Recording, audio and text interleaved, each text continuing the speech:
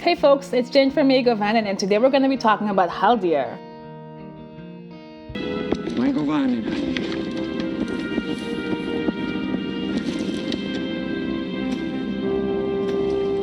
Now, Haldir's role varies from the books to the movie, and in this video I want to talk to you about Haldir because there's something about this character. He plays a small role, but it's a memorable role nevertheless. We're first introduced to Haldir towards the end of the Fellowship of the Ring when the company are making their way to Lothlorien. On their way, Haldir and a group of elves stumble upon the Fellowship in the woods, and Haldir's crew are the ones who lead them to Lothlorien. In the books and in the movie, we see Haldir's antagonism towards the dwarves from the get-go, and this antagonism between the elves and the dwarves deserves its own video, so I'm not gonna go too much into that today. I will be dead before I see the ring in the hands of an elf. Now, Haldir comes across as a little cocky when we're first introduced to him because he's being a bit of a dick to Gimli. I have the eyes of a hawk and the ears of a fox. The dwarf breathes so loud we could have shot him in the dark. Personally though, I love Haldir's intro because his line, it's witty, it's kind of funny, and I love a good witty character. So I was very okay with this poised, graceful, and borderline cocky guy. Now, in both the books and in the films, Haldir plays a small role. This role is even smaller in the books. In the books, Haldir only shows up in the Fellowship of the Ring. His job is to guide the Fellowship to Caras Caladron, which is the chief city of Lothlorien, which is located in the center of the whole woodland. During his encounter with the Fellowship and before agreeing to show them the way, Haldir and his group agreed that Gimli could only enter if Gimli was blindfolded. We have not had dealings with the dwarves since the dark days. You can go no further. But the Fellowship, they stood up for Gimli and they said, no, if he's going blindfolded, we're all going blindfolded. So Haldir and the company reluctantly agreed and the entire Fellowship were blindfolded. You will follow me.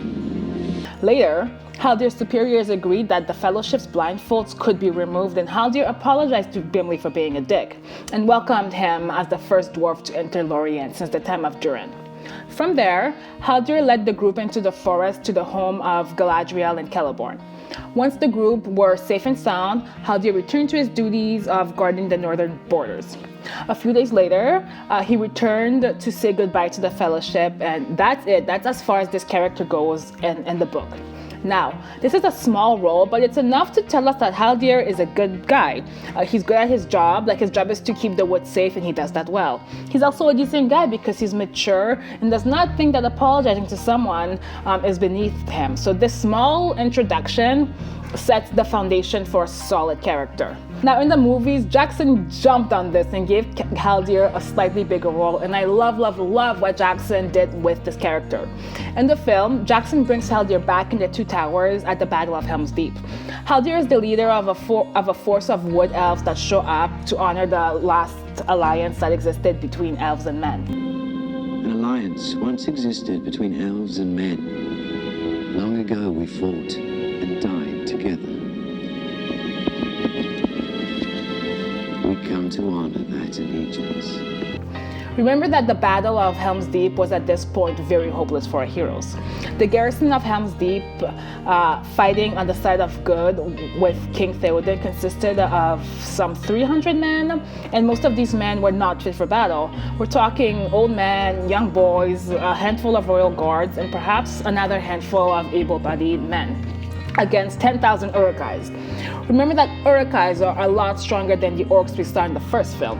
This is no rabble of mindless orcs. These are Uruk-hai. Their armor is thick and their shields broad. Uruk-hais are essentially a pack of killing machines on steroids. If you look at their armor, for example, Saruman only provides frontal armor for his Uruk-hai because the idea was that, these monsters would never turn their backs to action, rendering protection for their backs entirely pointless. So knowing that, it's no wonder that everybody at Helm's Deep, especially this guy, were happy to see Haldir and his group of about 700 skilled elves show up. So in total, this amounted to a force of around 1,000 men against Saruman's 10,000 Uruk-hais, which is a lot better than the initial 300 our hero started off with. Now, once the battle begins, Things started off well, and our heroes had the upper hand. Haldir and his elves were stationed on the upper level of the Deeping Wall and could easily fire the approaching Urukais. Things, however, started to go downhill when an Urukai used gunpowder to cause an explosion that breached the wall, allowing Saruman's army to rush in. Eventually, the sheer number of Urukai was way too much for the elves, and hundreds were killed. Aragorn at that point had no choice but to call for a retreat to the keep and to shut the entrance.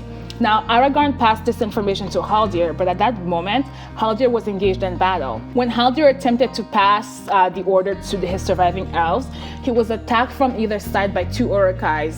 He killed both, but one stabbed him in the stomach, and this is the moment of Haldir's death, and it broke my heart when I saw this on film. The sequence, however, is done brilliantly. Rather than having a wounded Haldir drop to the ground, we get a moment of Haldir who's kind of in a daze, and he's looking around at the bodies of the fallen elves. The scene slows down and a slow, melancholic elvish music begins to play. After this fatal blow, Aragorn runs to his fallen friend, but it was unfortunately too late. This moment is devastating, but it's important to show the bitterness of evil because moments like this reinforce the idea that the bad guys, that Saruman and Sauron need to be stopped. In the book, the only elf who fights in the Battle of Helm's Deep is Legolas, and Haldir does not die in the book. So if you're a fan of Haldir like me, you can take some comfort in that. But as much as it breaks my heart, I think Jackson made a good call to include Haldir at the Battle of Helm's Deep, and there are two reasons for this. I like Haldir's presence because it brings the point home that elves actually fought in the War of the Ring. And they weren't just keeping busy, hanging out in the forest, doing magic, getting facials, or braiding their hair. On the contrary, during the War of the Ring, the forces of evil led 3 assaults on Mirkwood, and that caused a lot of damage to the woodlands. So the elves were busy fighting in that theater. All of the fighting carried out by the elves is detailed in the appendices because Tolkien couldn't show all the fighting without hampering the flow of his narrative. And let's not forget about the Battle of the Last Alliance, during which an estimated 100,000 elves fought with the armies of Isildur. Now, taking Haldir and throwing him in the big battle of the film pays tribute to the Battle of the Last Alliance and reinforces the idea that elves played their part. It also makes the entire battle sequence more interesting because it gives the audience another character to follow and to root for, on top of Aragorn, who we know, at this point we know Aragorn's a machine. There's Legolas, but we know that Legolas is pretty much superhuman. Gimli's there, but we know that Gimli is very capable of holding his wit in battle. And there's Theoden too, and I love Theoden, he's great, but he's not exactly in the middle of the battleground, is he? So it's good to have another character to root for, especially one that we like and who's witty. The second way that Haldir's presence in the second film elevates the sequence is that it offers an opportunity to show how elves react to death. This is a major theme in the book due to the fact that elves are immortal. What we're told in the Silmarillion, what I'm understanding, because the Silmarillion is a pretty tough read, but what I'm understanding is that elves, they cease to age once they've reached adulthood, and they were immune to dying from old age or disease. Also, unlike mortal men, the spirits of the elves never actually left the physical world and simply traveled to the west.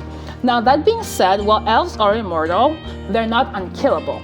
Elves are not immune to the dangers of violence or war. They can die from being poisoned, for example. They can also experience psychological shock, like sorrow or even rape, if I can say that. Now, because of that, and this is just my personal opinion here, I think elves, for that reason, arguably elves feel more sorrow when they see death compared to their human, dwarf, or hobbit counterparts. When Haldir dies, we see him looking around him during his final moments, and he's seeing nothing but death around him, and he can't really cope with that, with what he's seeing. Seeing death is ultimately what destabilizes him and takes away his focus from the battle going on around him.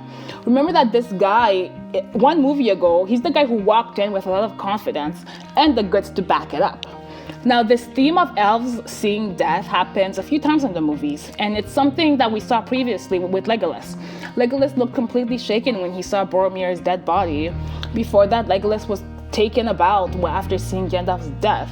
Orlando Bloom did a brilliant job evoking those sentiments, and those are two of my favorite Legolas moments in the films. Elves don't cope the same way as other races of Middle-earth do with death, and we can't really understand what it's like for them, but I think we can certainly empathize with them. While we're on the topic of death, it's interesting when you think about the characters who die in the Lord of the Rings movies and in the books.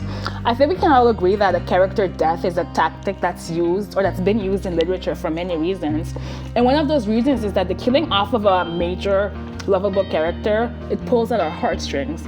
And this has the effect of keeping the audience even more engaged with the story, and serves as a more potent reason for us to see our heroes successfully complete their journeys. I suspect that J.R.R. Martin would disagree with me. He's the mastermind behind Game of Thrones, which is a series that's notorious for killing off good or bad characters. But Tolkien and Jackson killed off a fair share of major characters every now and then, and it's a pretty good list. We start the film with the death of Isildur, there's the death of Gandalf, there's the death of Denethor, there's the death of Famir's captain, there's the death of Theoden, and there's the death of Haldir too. So, I mean, if Tolkien was J.R.R.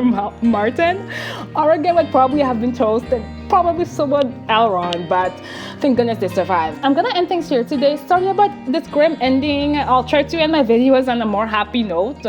Thanks for watching, and if you wish, like and subscribe to my channel. It really does help. Farewell.